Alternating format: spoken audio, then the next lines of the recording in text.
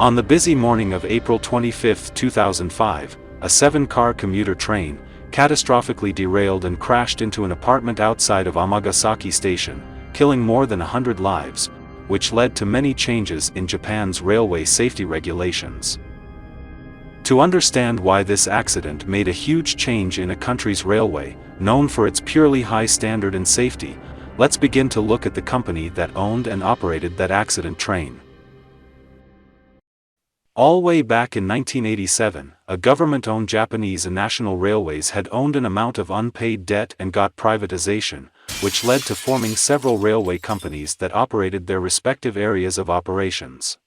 One of them is JR West, who unsurprisingly operated the Sanyo Shinkansen and various railway lines on West Honshu. Fukuchiyama Line, a railway connecting Fukuchiyama and Osaka, also owned by JR West, was opened for service in 1891 and got electrified in 1986, with most trains terminated at Amagasaki Station, a major junction station located at the west of Osaka.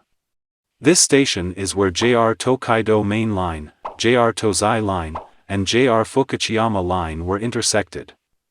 Despite being a terminus station, all services on Fukuchiyama Line were carried on to Osaka and beyond. The morning of April 25, 2005 was busy as usual, as many commuters were taking trains for work and studies just like on normal days. Railway in Japan was known for its extreme punctuality, safety, convenience, etc. One of the popular public transports for commuters from the outside of the city, it had been a part of Japanese's daily life since its first run in 1872, with more than 1 billion people riding each year.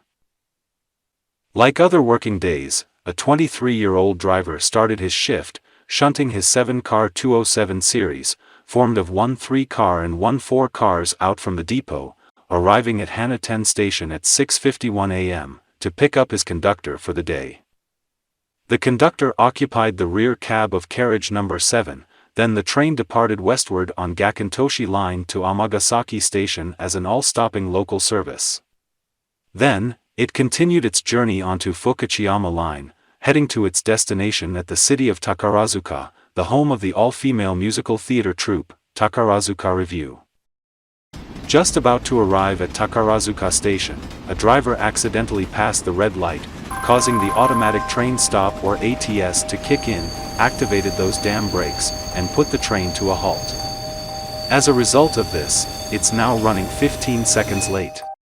It might doesn't sound like too much for other parts of the world, but the Japanese were so strict about it. Coming late in just seconds is one way to make your Japanese friend angry on you. After the driver and conductor switched their places, the train departed as limited stop rapid commuter service number 5418M at 9:03 a.m. Its journey will take on Fukuchiyama Line, then switched onto Tozai Line at Amagasaki Station, and then onto Dashishime on Gakintoshi Line. Seconds before arriving at Itami Station, an alarm sounded inside the driver's cab, warning the driver to slow his train down. The driver seemed to be ignored or slow to react. He did apply the brake, but the train is already overshooting the station in 3 cars' length, required him to reverse the train back to its correct position for passengers to embark and disembarked, pushing the delay up a total of 90 seconds. As it soon departed from Itami with 700 people on board, a driver began to worry about his wrongdoing, made a phone call to his conductor, asking him to overlook his mistake. Then, an unpleased passenger interrupted the call, forcing the conductor to end the call early, by telling the driver, "You're driving too fast." The driver began to increase the speed of the train further, nearly the allowance maximum speed of 120 km per hour, which helped reduce the delay to just a minute, but it also shaking the train violently, waking the passengers up. Meanwhile, in a rear cab, the conductor began to report the overshoot to a company via JR West dispatcher. The conversation between him and the dispatcher could be heard by a radio inside a driver's cab. He reported, "At Itami Station, we overran by 8 meters, we're now running late." As the train approached Amagasaki Station, it entered the curve section at 116 km per hour, beyond the curve's speed limit of 70. The driver hit a service brake, which didn't have enough braking power. So, the train tilted to the left and derailed.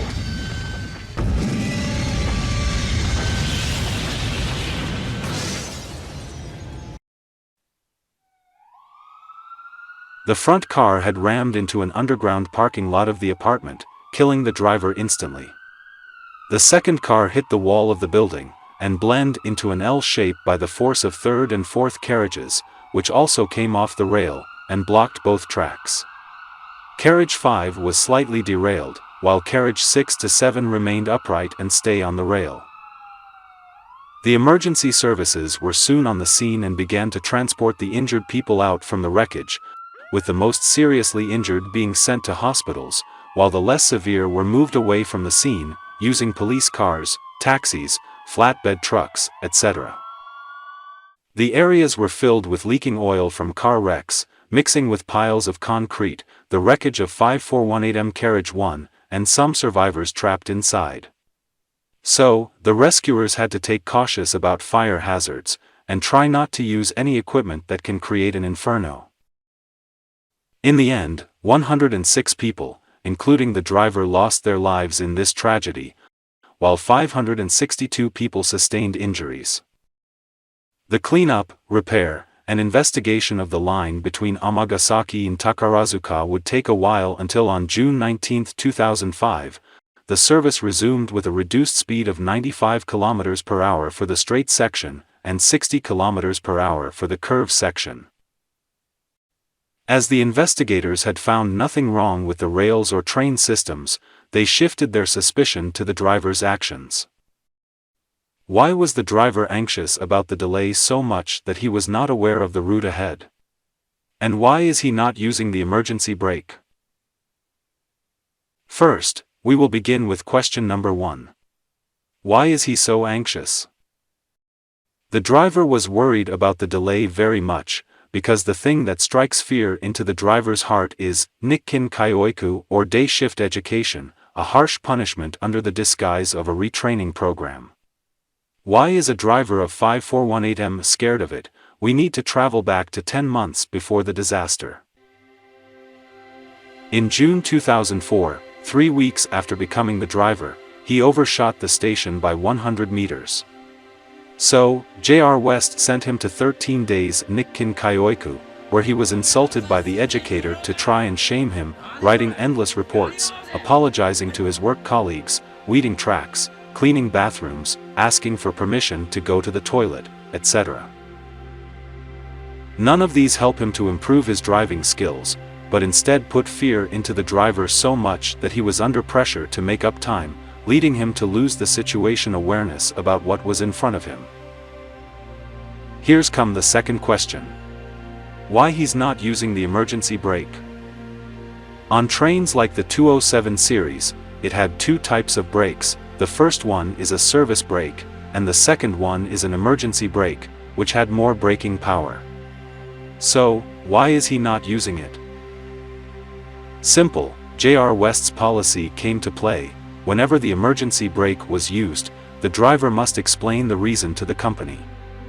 If a company found out that he used an emergency brake because of overspeed, he might end up being punished. Okay, you might think, a driver was afraid of Nikkin Kyoiku very much that he was not paying attention to the thing in front of him, and hesitated to use the emergency brake, which led to the derailment. But it's not a whole story. Do you remember I mentioned about ATS system? Sadly, none of them were been installed on the curve of the Fukuchiyama line at that time. And Japanese building regulations didn't forbid any building construction near the railway, as long as it didn't obstruct the signal or impede railway property, which might explain why you saw so many buildings very close to the railway line. Following the disasters, many changes were made within JR West, including the name of resignations of high-ranking members, the establishment of JR West Safety Research Institute, the promise to make sure that the drivers will not take any harsh punishment for the small delay, etc. The Ministry of Land and Transportation asked not only JR West, but others railway companies to install the updated automatic stopping systems on the curves, so the train can slow down. And finally, the apartment building on the accident site was mostly demolished, retaining one corner to incorporate as the memorial to 107 victims of Amagasaki derailment. Thank you for watching, and stay safe.